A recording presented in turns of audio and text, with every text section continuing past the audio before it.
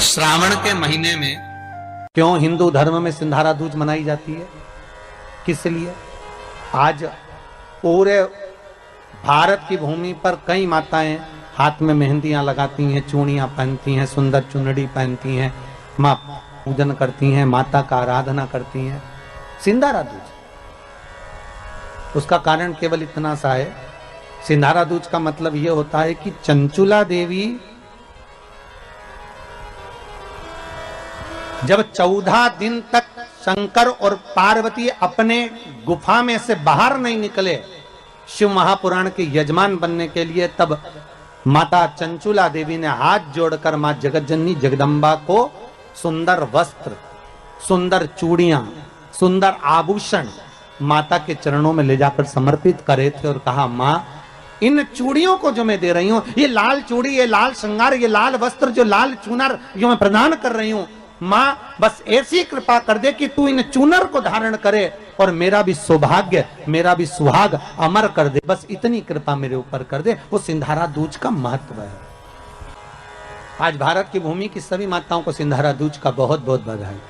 माता पार्वती, मां जगतजननी आपके सुहाग को अखंड सौभाग्यवती बनाए, यही भगवान से प्रार्थना। श्रावण के महीने की श्रावण शिव महापुराण की कथा सुन रहे हैं। एक बात दिल से बताना, जितनी सौभाग्यवती माताएं होती हैं, ये संक्रांति पर भी 13 चीजें दान करती हैं, 14 चीजें दान करती हैं। बीच में कोई 16 सोमवार का उद्यापन करेंगी तो भी सुहाग की सामग्री देंगी, उद्यापन करेंगी तो भी सुहाग की सामग्री देंगी, कोई कार्य करेंगी तो भी सौभाग्य की सामग्री देंगी। सौभाग्य की सामग्री का दान क्यों किया जाए? सौभाग्य सूचक वस्तुओं का दान क्यों किया जाए? सौभाग्य की वस्तुएं क्यों प्रदान करी जाती है, क्यों दी जाती है? उसका कारण क्या है?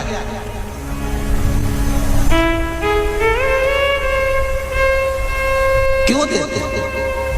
महाराज, भारत की भूमि की सौभाग्यवती माताओं का एक मन की अभिलाषा रहती है, भारत की भूमि की माताओं की एक अभिलाषा रहती है कि जब उसके प्राण छूटे तो अखंड सौभाग्य धारण करके पति के कंधे पर और पुत्र के कंधे पर शमशान कर। शिव महापुराण की कथा तो यहां तक कहती है कि हरे वृक्ष में से जब हम पत्तियां तोड़ते हैं तो उसकी डाली कभी नहीं टूटना चाहिए। वृक्ष में से केवल पत्ती तोड़ो पर डाली ना तोड़ो। फूल में से, फूल के पौधे में से, पुष्प की डाली में से पुष्प तोड़ो पर उसकी डाली कभी मत तोड़ो। तुलसी मां, तुलसी का दल तोड़ो पर डाली कभी नहीं तोड़ो। आंवले के वृक्ष के आंवले तोड़ो पर आंवले की डाली कभी ना तोड़ो। पीपल के वृक्ष के पत्ते तोड़ लो पर पीपल की डाली कभी ना तोड़ो। शमी के वृक्ष के पत्ते तोड़ लो पर शमी के वृक्ष की डाली नहीं तोड़ना चाहिए। कारण क्या होता है? 84 लाख मनुष्य की योनियां हैं और 84 लाख योनियों में से 20 लाख योनि पेड़ पौधे की है। वृक्ष, दुर्वा, पत्तियां, डालियां, ये जितने संपूर्ण ब्रह्मांड में जितने तुम्हें पौधे नजर आते हैं, चाहे वो जल के अंदर नजर आए, थल के अंदर नजर आए, गमले में नजर आए, जैसे तुम्हें पौधे का दर्शन हो रहा है, 20 लाख योनि वृक्ष की है। 20 लाख।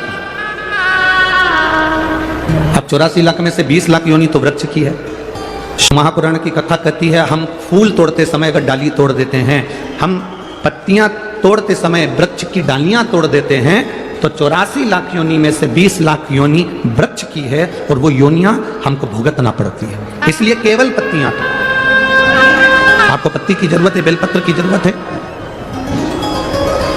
ये बेलपत्र की आपको जरूरत है, बेलपत्र तोड़िए, डाली ना तोड़ना। फूल की जरूरत है, फूल तोड़िए, उसकी डालियां ना तोड़िए।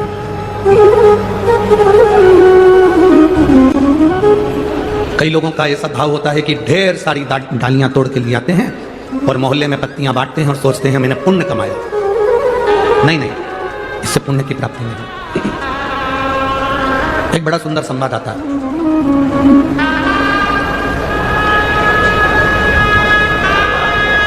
कूर्म पुराण का एक गिद्ध जंगल में रह रहा है और उस गिद्ध का पूरा परिवार जंगल के अंदर है। गिद्ध जंगल में है, गिद्ध का परिवार जंगल में है, वन में रह रहा है, वन विचरण कर रहा है। अब गिद्ध करता क्या है? उसका तो काम एक ही है, मांस नोचना, मांस को खाना। एक दिन गिद्ध जिस जगह से निकल कर जा रहा था तो वहां से 4 संत निकल कर जा रहे थे। बड़े भाव से वो चारों संत हरि गुणगान करते करते चले जा रहे थे, भगवान का भजन करते करते, प्रभु का नाम लेते लेते चले जा रहे। संत तो संत है, जहां से निकलता है वो सुगंध फैलाता हुआ जाता है।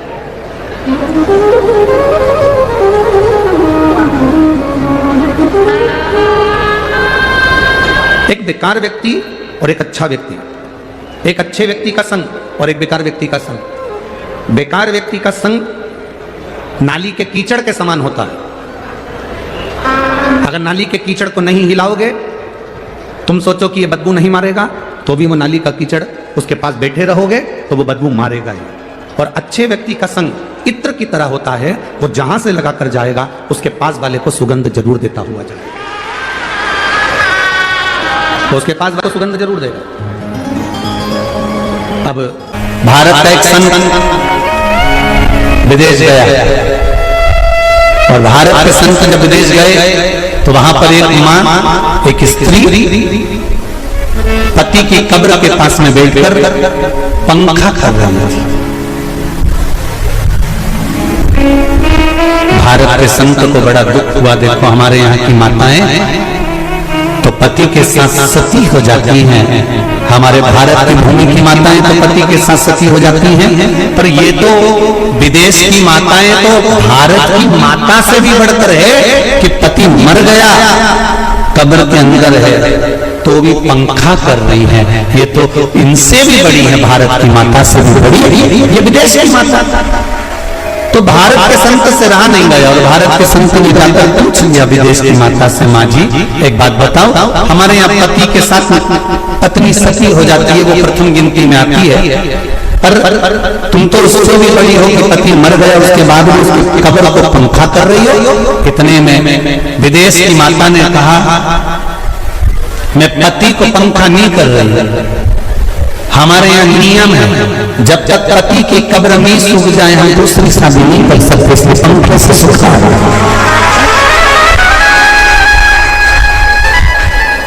इसलिए पंखे से सुखा रही है। मेरे भारत की माताओं में और विदेश की माताओं में अंतर है। मेरे भारत की माताएं अखंड सौभाग्य की वस्तुएं धारण कर अपने आप को गौरान्वित महसूस करती हैं और विदेश की माताएं ये सब वस्तुएं उतार कर गौरान्वित महसूस करती हैं।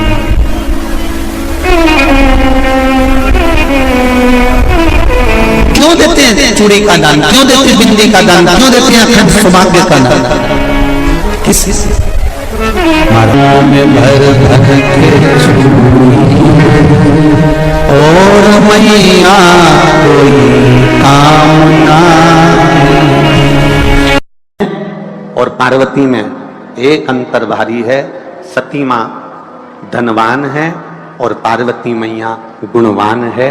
इसलिए पूरी दुनिया में जितने भी व्रत हैं, पूरी भारत की भूमि पर जितने व्रत होते हैं, कोई व्रत लक्ष्मी जी का नहीं है, भारत की भूमि पर कोई व्रत सरस्वती मैया का नहीं है, भारत की भूमि पर कोई व्रत इंद्राणी का नहीं है, भारत की भूमि पर कोई व्रत किसी देवी का नहीं है। जितना भारत की भूमि पर एक व्रत भारी है वो है माता पार्वती जी का। तीज का व्रत करोगे तो पार्वती जी का है, चतुर्थी का व्रत करोगे तो पार्वती जी का है, छठ का व्रत करोगे तो पार्वती जी का है। आप जितने व्रत देवी जी का करोगे नवरात्र में तो पार्वती जी का है। भारत की भूमि पर जितने व्रत हुए नारियों के, छोटी तीज, बड़ी तीज, हरतालिका तीज, करवा चौथ, जितने चतुर्थी के व्रत, जितने तीज के व्रत, जितने छठ के व्रत, जितने भारत की भूमि पर हुए, ये सब माता पार्वती जी के हैं। पार्वती के क्यों हैं? क्योंकि धनवान और गुणवान में अंतर है। मां पार्वती गुणवान है, इसलिए माताएं उनके व्रत कर कर अपने अंदर भी वो गुण उत्पन्न करना चाहती हैं कि हम भी ऐसा तप करें, हम भी ऐसी साधना करें। हे माता पार्वती, जैसे आपका अखंड सौभाग्य है। हे मां जगत जननी, हमारा भी मांग में अखंड सौभाग्य रहे। जैसे आपके चूड़े अमर हैं, हे मां हमारे हाथ में भी चूड़े अमर हो। हे मां जैसे आपके भाल की बिंदी अमर है, मां मेरे भाल की बिंदी भी अमर हो। हे मां जैसे आपके नैनों का सुरमा, बालों का गजरा अमर है, हे माता पार्वती हमारे भी नैनों का सुरमा और बालों का गजरा अमर कर देना। बस इतनी सी कृपा नारी माता पार्वती से मांगा करती है, मां पार्वती से चाहती है।